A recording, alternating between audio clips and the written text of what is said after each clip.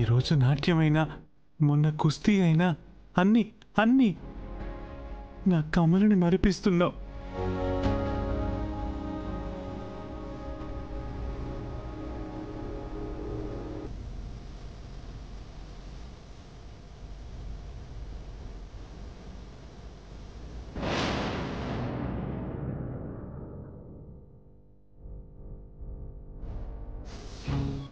చాలా బాగా చేసావు పున్నమి. చాలా చక్కగా చేసావమ్మా. నారాయణమ్మ, తర్వాత దిష్టి. అలాగే అమ్మగారు. నిన్ను చూడ్డానికి నాకు 2 కళ్ళు సరిపోలేదు. ఇంకా చాలా ప్రోగ్రామ్స్ ఉన్నాయి. ఎంత కాబోయేవాడివైనా ఇంత పొగిడితే ఎలా? నెక్స్ట్ ఎవరు పర్ఫామ్ చేయాలో చెప్పు. ఓకే మయూక, అందమైన మయూరి నాట్యం చూసాం. ఇప్పుడు కోయిల గానం వినబోతున్నాం.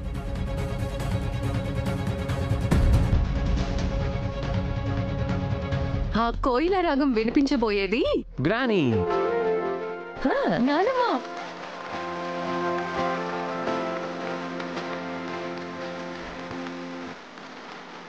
నా వల్ల కాదు, నేను పాడలేను. పాడండి. పాడమ్మా. రాజమాత మీరు పాడాలి. సరే సరే పాడతాను.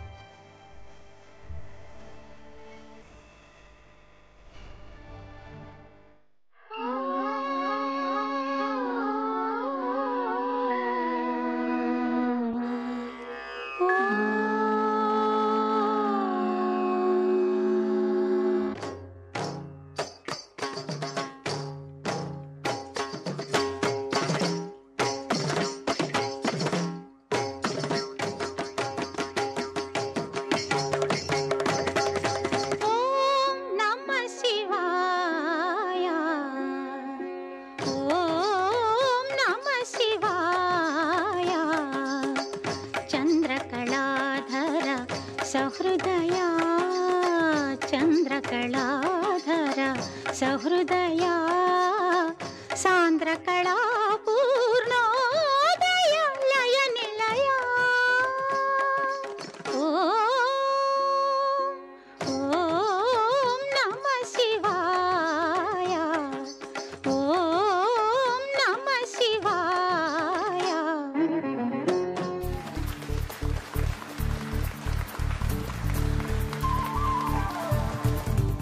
చాలు అమ్మా, నేను వెళ్ళి డ్రెస్ మార్చుకొస్తాను. త్వరగా వచ్చి.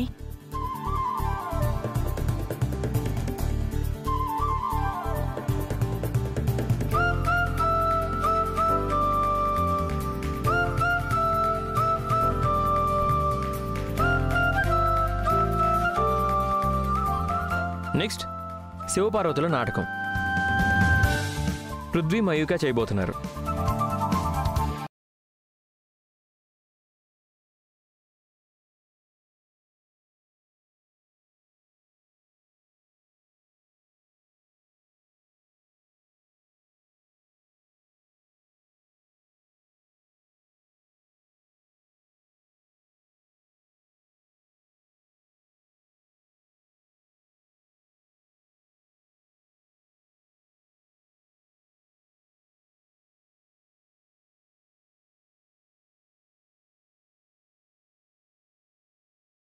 పున్నమి రా. మైకమ్మ విను, నా మాట విను. నేను పార్వతి గెటప్ వేయను. ఆ గెటప్ నాకన్నా మీకే బాగుంటుంది. అదేం లేదు పున్నమి, నాకు ఆ నాటకం గురించి కూడా అంతగా తెలీదు. నీకంటే బాగా తెలుసు కాబట్టి నువ్వు చేస్తేనే బాగుంటుంది. వెళ్ళు, ఇదిగోండి. మైకమ్మ, పున్నమికి పార్వతి గెటప్ వేయండి. మైకమ్మ వేయించుకో. పృథ్వీతో ప్రేమగా మొదలయ్యి ప్రేమగా ప్రయాణించి ప్రేమగా ముగించే కథలంటే నాకిష్టం. ఇలా కష్టాలు పడే క్యారెక్టర్ నేనెందుకు చేస్తాను పున్నమి? అలాంటి క్యారెక్టర్లు నీకే బాగా సూట్ అవుతాయి.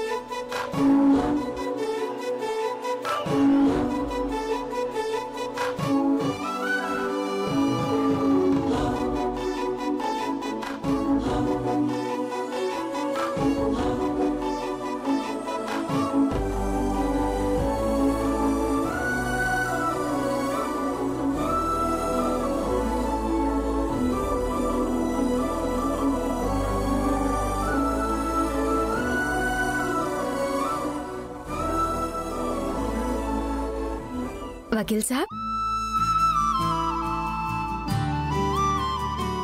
పున్నమి,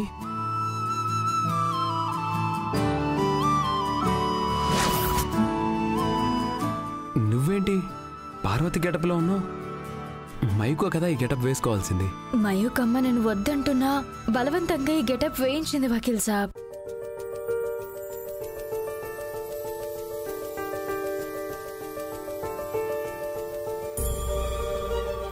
ఏ మాటగా మాట పున్నమి, ఈ గెటప్లో మయూక కంటే నువ్వే బాగున్నావు.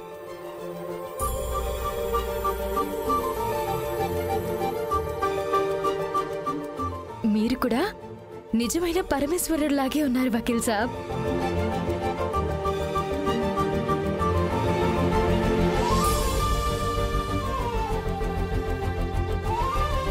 పున్నమి,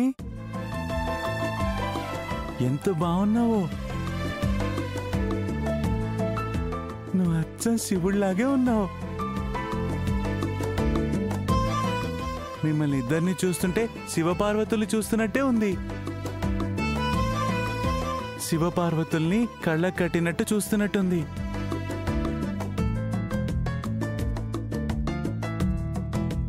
పార్వతిలాగా ఆ మయూక కంటే నువ్వే బాగుంటావు. తనస్సలు బాగోదు. మీరిద్దరు కార్యక్రమం బాగా చేయండి.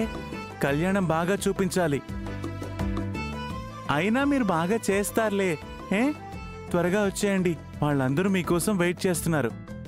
అలాగే అయ్యగారు.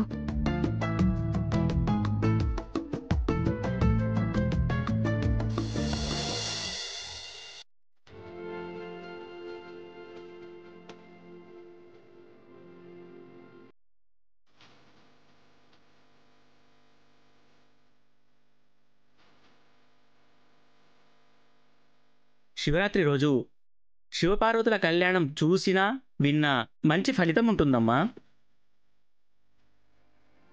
ముఖ్యంగా పెళ్లి కాని అమ్మాయిలకు శివయ్య లాంటి ఆదర్శ భర్త దొరుకుతాడు. పెళ్లి కాని అబ్బాయిలకు పార్వతీదేవిలా ఆరాధించే భార్య దొరుకుతుంది.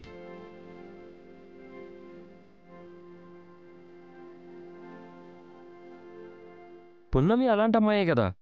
ఎవరైనా తన అనుకుంటే పున్నమి ఆరాధించే విషయంలో టాప్లో ఉంటుంది. పర్వతరాజు ఆయన భార్య మేనక సంతానం కోసం తపస్సు చేస్తే వాళ్ళ తపస్సుకు మెచ్చి ఆది పరాశక్తి మేనక కడుపులో పార్వతీదేవిలా పుడుతుంది. చిన్నప్పటి నుంచి శివుడిపైన పార్వతీదేవి అమితమైన ప్రేమను పెంచుకుంటుంది.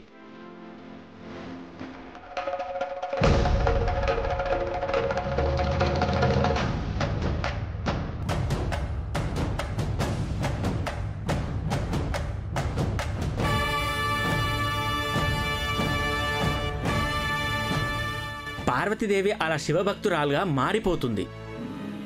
నిరంతరం శివ పూజలోనే లీనమైపోతుంది.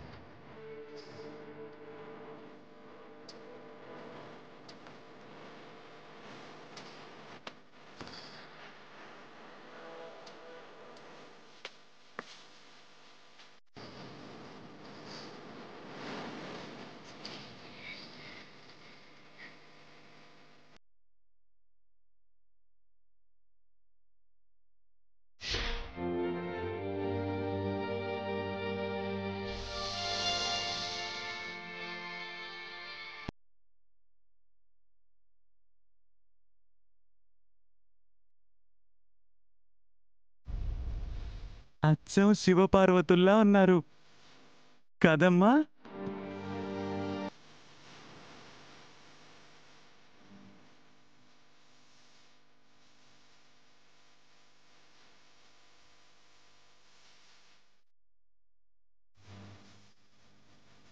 ఎవరు దేవి నువ్వు?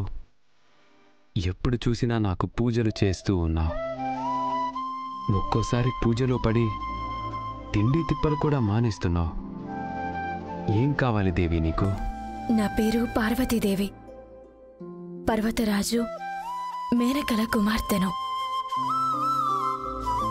మీ పాదసేవ తప్ప నేనేం ఆశించడం లేదు.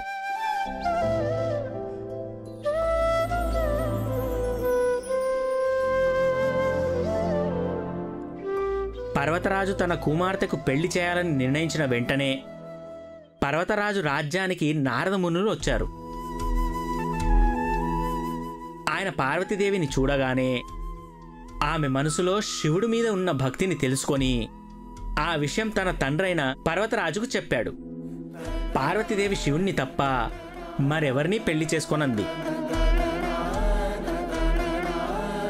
శివుడు ఘోర తపస్సులో ఉంటే మన్మధుడు భంగం కలిగించడంతో శివుడు మూడో కన్ను తెరిచి మన్మధుడిని భస్మం చేసి కోపంగా అక్కడి నుంచి వెళ్ళిపోయాడు. స్వామి,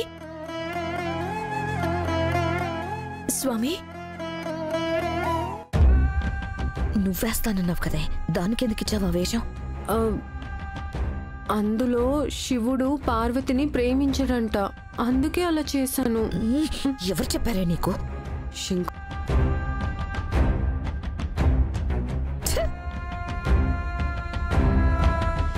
నా పరమేశ్వరుడు కనిపించట్లేదు. ఎక్కడికి వెళ్ళారు? స్వామి,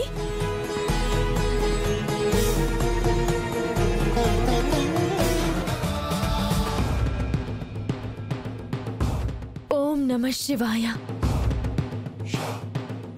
ఓం నమః శివాయ.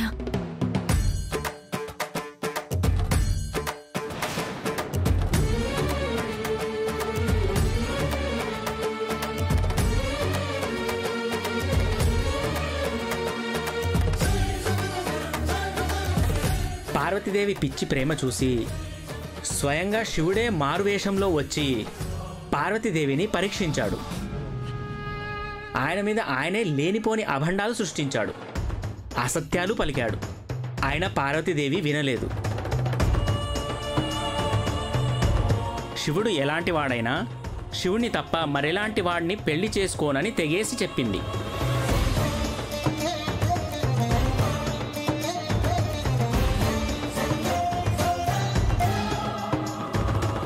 నా పరమేశ్వరుడు కనిపించట్లేదు. ఎక్కడికి వెళ్ళిపోయాడో తెలియట్లేదు. ఎప్పుడు వస్తాడో? ఓం నమః శివాయ, ఓం నమః శివాయ, ఓం నమః శివాయ, ఓం నమః శివాయ, ఓం నమః శివాయ, ఓం నమః శివాయ.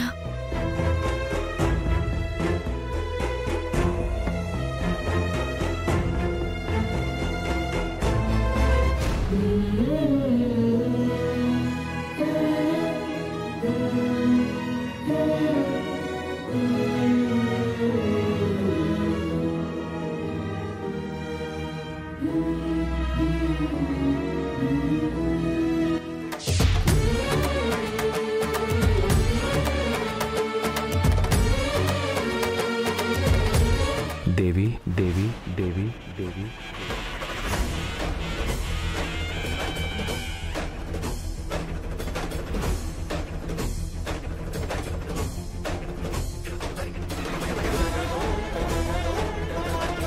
స్వామి,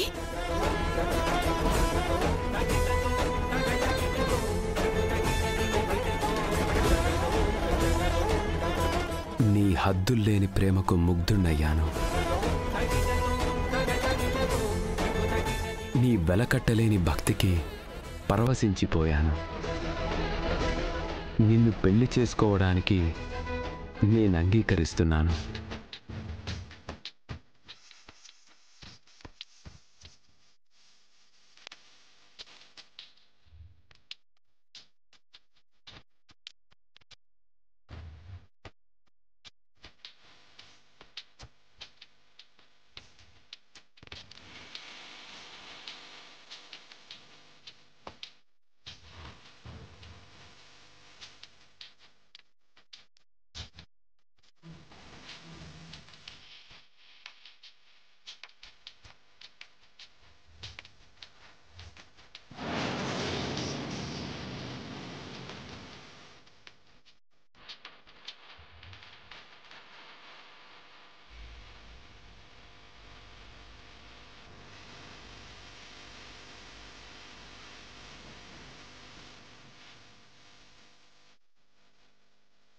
ఏంటి వీళ్ళిద్దరూ విడిపోవాలి కదా, ఒక్కటయ్యారేంటి?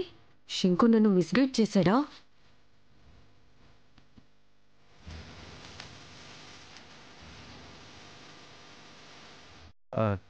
కథని మార్చేసినట్టున్నారు. ఒకరినొకరు తెలుసుకుని ఒకరికొకరు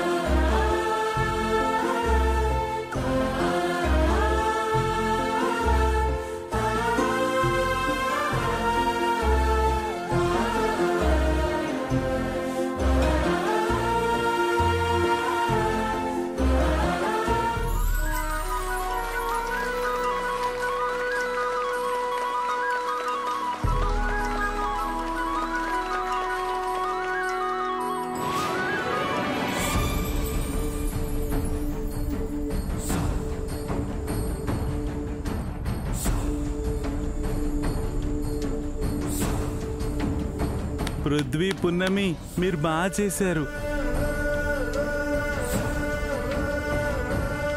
వెళ్ళండి, త్వరగా బట్టలు మార్చుకొని రండి. తదుపరి కార్యక్రమాలు చేద్దాం.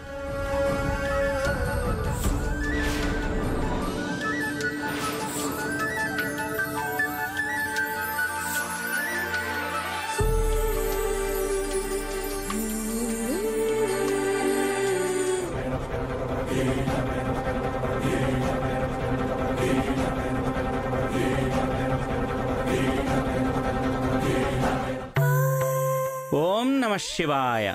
అమ్మా, శివ కళ్యాణం పూర్తి చేశారు. ఇక రాత్రంతా జాగారం ఉండి ఉదయాన్నే స్నానం చేసుకుని శివలింగానికి పూజ చేసి గుడికెళ్ళి మీ ఉపవాస దీక్షని విరమించుకోవచ్చమ్మా.